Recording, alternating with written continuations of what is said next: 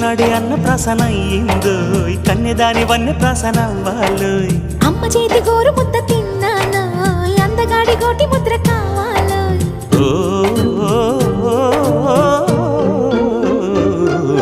కాస్త నన్ను నువ్వు నిన్ను నేను కోరుకుంటే కోరుకున్న చోట నువ్వు నేను చేరుకుంటే చేరుకున్న చోట ఉన్న దీపం మారుతుంటే ఆరుతున్న వేళ కన్నెకాలు జారుతుంటే